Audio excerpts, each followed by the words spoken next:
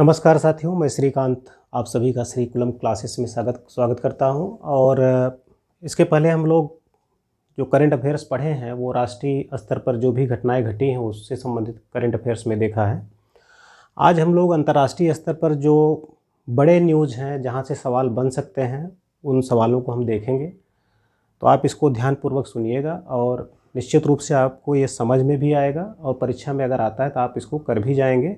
और यह सभी परीक्षाओं के लिए महत्वपूर्ण है, पहली चीज़। और दूसरी चीज़ मैं ये कहूँगा कि भले ये वाइट बोर्ड पे मैं बता रहा हूँ, लेकिन आप विश्वास करिए सवाल आपके इसी के इर्द गिर्द घूमेंगे। तो आप ध्यान से पढ़िए, हमारी बात को सुनिए और निश्चित रूप से आपको इसका फ़ायदा मिलेगा। तो सबसे पहले आज हम जिन सवालों पर चर्चा करने जा रहे हैं, पहला सवाल आपका भारत तंजानिया को लेकर के है। तो इसमें आपको जानने की बात यह है कि तंजानिया अफ्रीका महाद्वीप का एक देश है और यहाँ की जो पहली महिला राष्ट्रपति बनी हैं उनका नाम है सामिया सुलूह हसन। या पहली महिला राष्ट्रपति हैं सामिया सुलूह हसन तंजानिया की। और आपको एक बात और ध्यान रखना चाहिए कि अफ्रीकी संघ, अफ्रीकन यूनियन, अभी G20 का जो समिट भारत में हुआ 9 सितंबर 2023 को, आप कह सकते हैं कि अफ्रीकी संघ जो है आधिकारिक रूप से अब G20 का सदस्य हो गया है। और एक चीज़ और आपको याद रखना है कि जो तंजानिया देश है, तंजानिया देश के अंदर हमारा जो भारत का मद्रास IIT है उसने अपना एक कैंपस जो है तंजानिया में अभी ओपन किया है। साथ ही साथ भारत तंजानिया के बीच में कई मुद्दों पर समझौता हुआ है और उसमें एक जो बड़ा चीज़ है वो है सांस्कृतिक आदान प्रदान को लेकर के एक समझौता हुआ है जो कि 2023 से 2027 तक के लिए है। कल्चरल एक्सचेंज प्रोग्राम को लेकर के समझौता हुआ है। साथ ही साथ एक और आपको याद रखना है कि भारत तंजानिया और मोजाम्बिक के बीच में, भारत तंजानिया और मोजाम्बिक के बीच में पहला जो है नेवल एक्सरसाइज हुआ है दार उस सलाम में। दार एस सलाम कहाँ है? ये जो है तंजानिया में है। तंजानिया का जो आपका ईस्ट कोस्ट है, क्योंकि जो आपका अरब सागर का रीजन है वो ईस्ट कोस्ट में ही पड़ेगा। तो यहाँ पर जो है क्या हुआ है, पहला जो है त्रिपक्षीय नौसैन्य अभ्यास हुआ है। कौन कौन इसमें शामिल रहा है? भारत, मोजाम्बिक और तंजानिया। आपको ये पता होना चाहिए। साथ ही साथ आप ये जानिए कि जब अफ्रीकी संघ जो है G20 का सदस्य बना है तो यहाँ से भी सवाल बन सकता है अफ्रीकी संघ को लेकर के। तो यहाँ पे हमको ये जानने की ज़रूरत है कि अफ्रीकी संघ क्या है। ये 55 देशों का एक समूह है जो कि अफ्रीका महाद्वीप के अंतर्गत आते हैं।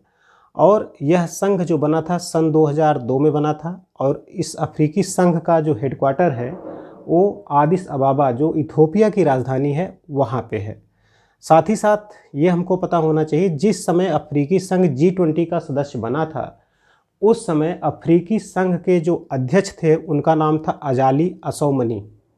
अजाली असौमनी हैं कौन? ये एक्चुअली कोमोरोस के निवासी हैं या वहाँ के राजनीतिज्ञ हैं, पॉलिटिशियन हैं। और कोमोरोस जो देश है वो द्वीपीय देश है जो कि हिंद महासागर में स्थित है।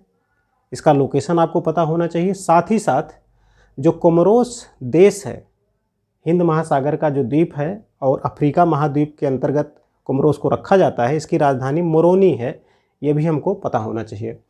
वहीं पे अगर हम बात करें तो वर्तमान में जो अफ्रीकी संघ है उसके अध्यक्ष कौन है? तो इनके अध्यक्ष का नाम है अहमद गजौनी, जो कि मारिटोनिया के हैं। मारिटोनिया भी एक अफ्रीका का देश है और मारिटोनिया का जो कैपिटल है, राजधानी है, उसका नाम है नौकाचौट। ये आपको पता होना चाहिए क्योंकि नाम इस तरह है, नौकचौट करके इसकी राजधानी है। मारिटोनिया की राजधानी क्या है? नौकचौट है। तो ये भी हमको पता होना चाहिए। ऐसे ही एक महत्वपूर्ण सवाल आपका यहाँ से बन सकता है कि जो आपका एलिसी पैलेस है, एलिसी पैलेस कहाँ है? जैसे हमारे देश में राष्ट्रपति भवन है उसी प्रकार से आप देखेंगे कि जो फ्रांस में राष्ट्रपति भवन है उसको बोलते हैं एलिसी पैलेस। एलिसी पैलेस के अंदर क्या हुआ था कि प्रधानमंत्री मोदी जी जब फ्रांस की यात्रा पे गए थे तो उस समय वहाँ की जो राष्ट्रपति थी वहाँ पे जो है इनको सम्मान मिला। किसका जो इनको सम्मान मिला है वो मिला है grand cross legion of honour.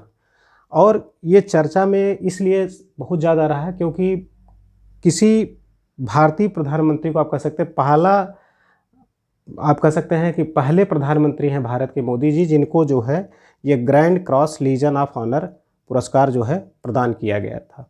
इसलिए जो है ये काफ़ी चर्चा का मुद्दा रहा।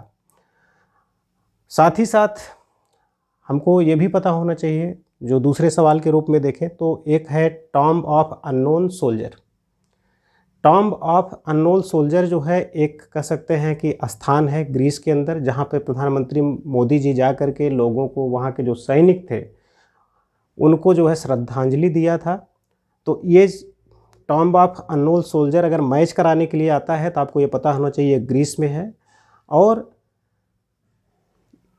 ग्रीस की जो यात्रा है ये काफ़ी यादगार यात्रा है मोदी जी का, इसलिए कह सकते हैं कि 40 साल के बाद कोई भारतीय प्रधानमंत्री ग्रीस की यात्रा पर गया था, क्योंकि इसके पहले सन 1983 में इंदिरा गांधी जी ग्रीस की यात्रा पे गई थी। उसके बाद मोदी जी 40 वर्ष के बाद ग्रीस की यात्रा किए हैं। साथ ही साथ आप ये भी कह सकते हैं कि जो ग्रीस के अंदर जो सम्मान मिला है मोदी जी को, एक तरह से आप कह सकते हैं कि इनको अवार्ड मिला। जैसे यहाँ पे जो पुरस्कार मिला, एक हर देश का अपना एक पुरस्कार होता है जो किसी अच्छे कार्य के लिए देश के द्वारा दूसरे देश को या किसी व्यक्ति को दिया जाता है। इसी प्रकार से जो ग्रीस है, ग्रीस ने जो है भारतीय प्रधानमंत्री को जो है वहाँ का जो सबसे बड़ा पुरस्कार है the grand cross order of Greece का, वह जो है सम्मान प्रधानमंत्री मोदी जी को दिया गया। और यह महत्वपूर्ण इसलिए है कि क्योंकि यहाँ पे आप देखेंगे जो फ्रांस में मिला था वो जो सम्मान मिला किसी भारतीय प्रधानमंत्री को पहली बार मिला है, लेकिन जो ग्रीस का जो सम्मान है द ग्रैंड क्रॉस ऑर्डर का जो सम्मान है,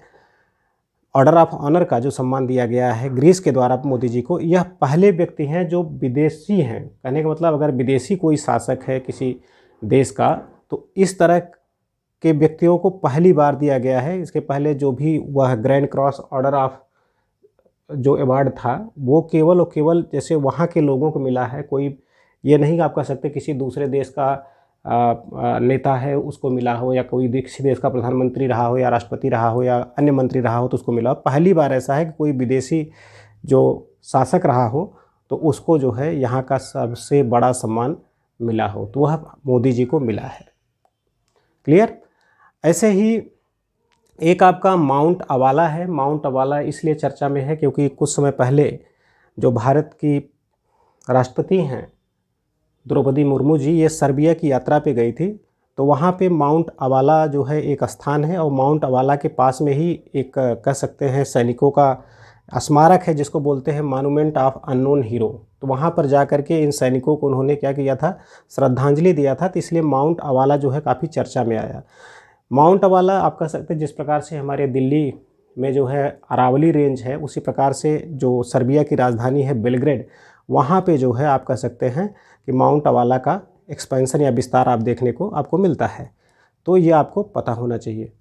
ऐसे ही एक सवाल आपका बन सकता है आर्टेमिस एग्रीमेंट से। आर्टेमिस समझौता क्या है? तो आर्टेमिस समझौता आप ये कहेंगे कि यह सिद्धांतों का एक समूह है, आर्टेमिस समझौता। और यह सिद्धांत किससे संबंधित है? यह सिद्धांत संबंधित है जो नागरिक अंतरिक्ष अन्वेषण होता है, जो भी अंतरिक्ष में कार्य हो रहा है उस कार्य को लेकर जो रिसर्च के काम हो रहे हैं, डेवलपमेंट के काम हो रहे हैं, जो नई नई प्रौद्योगिकी टेक्नोलॉजी को डेवलप किया जा रहा है जो कि स्पेस से रिलेटेड है, तो उसी से संबंधित है आर्टेमिस एग्रीमेंट।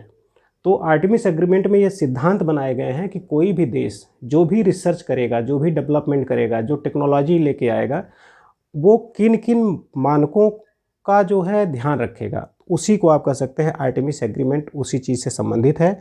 और यह जो समझौता था यह 13 अक्टूबर सन 2020 को हस्ताक्षरित किया गया था या सिग्नेचर किया गया था। और इसके जो आर्टेमिस एग्रीमेंट जो है इसके संस्थापक सदस्यों की संख्या कितनी है? वो 8 है, जिसमें जो आपके क्वाड कंट्रीज़ हैं जैसे जापान है, ऑस्ट्रेलिया है, इंडिया है, अमेरिका है, तो ये तो है ये हैं। साथ ही साथ आप कह सकते हैं जो यूनाइटेड किंगडम है, आपका लग्जमबर्ग है, ऑस्ट्रेलिया है, ये सारे देश मिल करके जो है आर्टेमिस एग्रीमेंट पे हस्ताक्षर किए हैं। और हाल ही में भारत भी जो है आर्टेमिस एग्रीमेंट को साइन किया हुआ है। इसलिए हमको पता होना चाहिए कि क्या भारत आर्टेमिस एग्रीमेंट का सिग्नेचरी है कि नहीं, हस्ताक्षर करता है कि नहीं। तो हम कहेंगे हाँ, वर्तमान में भारत भी आर्टेमिस समझौते का जो है हस्ताक्षर करता है। और यह किससे संबंधित है? यह सिविल स्पेस एक्सप्लोरेशन, कहने का मतलब नागरिक अंतरिक्ष अन्वेषण से संबंधित समझौता है। ऐसे ही क्या है, एक निसार है कार्य। निसार का मतलब होता है, निसार में एन को लिया नासा, आई को लिया इसरो। तो नासा और इसरो का एक कह सकते हैं कंबाइंड प्रोजेक्ट है, जॉइंट प्रोजेक्ट है, जिसमें ये लोग सिंथेटिक अपर्चर रेडार डेवलप करेंगे। और सिंथेटिक अपर्चर रेडार से क्या होना है, सिंथेटिक अपर्चर रेडार के द्वारा जो अर्थ साइंस है, भूविज्ञान है, उसका अध्ययन किया जाएगा। भूविज्ञान के अध्ययन में क्या आप समझ रहे हैं? जैसे भूविज्ञान में जो भी चीज़ें हैं, जो भी पृथ्वी की चीज़ें हैं, पृथ्वी के अंदर जो चीज़ें, उससे संबंधित भारत में रिसर्च, इनोवेशन और उस तरह की टेक्नोलॉजी को डेवलप किया जाएगा। तो ये निसार भी हमको पता होना चाहिए कि निसार जो है नासा और इसरो का जॉइंट प्रोजेक्ट है और इसके अंतर्गत अर्थ साइंस स्टडी को प्रमोट किया जाएगा। तो ये हमको सारी चीज़ें पता होनी चाहिए क्योंकि एग्ज़ाम के लिहाज से काफ़ी महत्वपूर्ण है। हाँ, एक दो चीज़ें और आपको मैं बता देता हूँ कि जो कि हो सकता है पूछे परीक्षा में। जैसे आईआईटी को लेकर के बात करें तो जैसे आईआईटी जो आपका मद्रास है, आईआईटी मद्रास ने अपना कैंपस कहाँ खोला है? तंजानिया में खोला है। ऐसे ही आपका आईआईटी दिल्ली है, इसने अपना कैंपस कहाँ खोला है? तो यूएई में खोला है, संयुक्त अरब अमीरात में। ऐसे ही जो आपका ऑस्ट्रेलिया है, ऑस्ट्रेलिया का जो डिकन विश्वविद्यालय है, डिकन यूनिवर्सिटी अपना एक कैंपस जो है गुजरात के अहमदाबाद में खोल रहा है। ये भी हमको पता होना चाहिए। तो दो हमारे जा रहे हैं, विदेशों में अपनी शाखाएं खोल रहे हैं।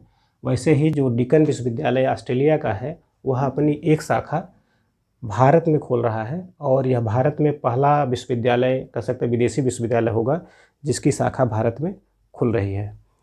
तो ये सारी चीज़ें हैं, इसको आप ध्यान रखिएगा। हाँ, एक चीज़ ये कि बोर्ड पे भले मैं पढ़ा रहा हूँ, लेकिन विश्वास दिलाता हूँ जो भी सवाल मैं लेके आ रहा हूँ, हर सवाल अपने आप में यूनिक है। और परीक्षा के लिहाज से ही हम इन सारे सवालों को निकाले हैं खोज के, ताकि जो है जो वही चीज़ पढ़ाऊँ जो आपके परीक्षा में आए।